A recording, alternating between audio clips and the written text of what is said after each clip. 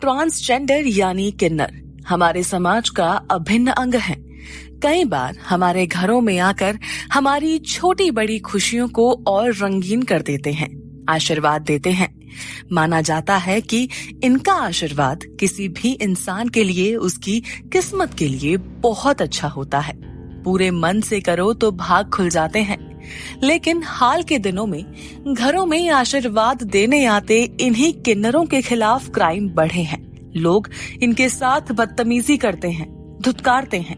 लेकिन साल 2021 में एक ऐसा रूह कपा देने वाला मामला सामने आया जिसको जानने के बाद आपको विश्वास ही नहीं होगा कि क्या किन्नर समाज का कोई शख्स ऐसा कुछ कर सकता है। इस किन्नर ने ऐसा कुछ किया कि इसे फांसी की सजा मिली। जी हाँ, फांसी। अदालतें सजाए मौत सुनाने से पहले 1000 दफा सोचती हैं, लेकिन जब अपराध इतना भयानक और क्रूर हो तो सजा सुनानी ही पड़ जाती है, जो कि मिसाल बने और उसे देखकर कोई भी शख्स जुर्म करने से डरे। अब क्या है ये पूरी कहानी, आपको बताते हैं। तारीख जुलाई 2021। दक्षिण मुंबई के कफ परेड इलाके में 3 महीने की एक बच्ची की लाश नाले में पड़ी मिलती है। लाश को कब्जे में लेकर तहकीकात शुरू होती है। पता चलता है कि लाश उस बच्ची की है जिसके पिता ने 1-2 दिन पहले ही उसके लापता होने की रिपोर्ट दर्ज कराई थी। इस रिपोर्ट में उसने बच्ची के किडनैपिंग को लेकर भी शक जताया था और पुलिस को उसके साथ हुए हाल का एक किस्सा भी बताया था। बच्ची के पिता का कहना था कि 8 जुलाई 2021 की शाम कन्नू नाम का एक किन्नर उनके घर बच्ची के पैदा होने की बधाई देने आया था। इस दौरान उसने 1100 रुपए, एक साड़ी और एक नारियल की मांग की थी। लेकिन लॉकडाउन के बाद से बच्ची के पिता के पास कोई काम ही नहीं था, तो उसने कह दिया कि पैसे तो नहीं है, लेकिन साड़ी और नारियल है, वो ले जाओ।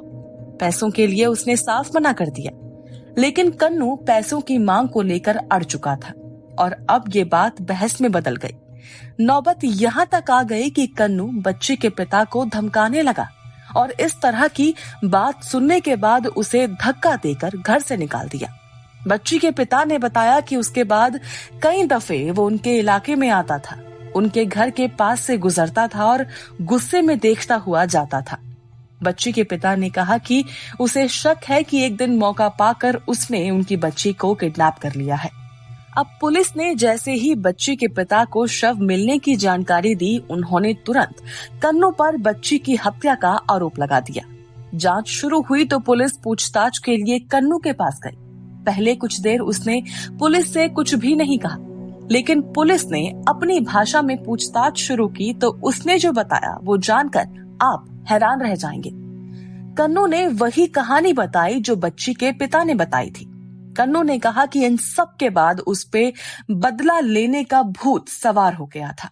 उसने एक दिन मौका देखकर बच्ची को किडनैप किया, उसका रेप किया और फिर उसकी हत्या कर उसकी लाश को नाले में फेंक दिया। जरा सोचिए कि ये क्या मानसिकता है।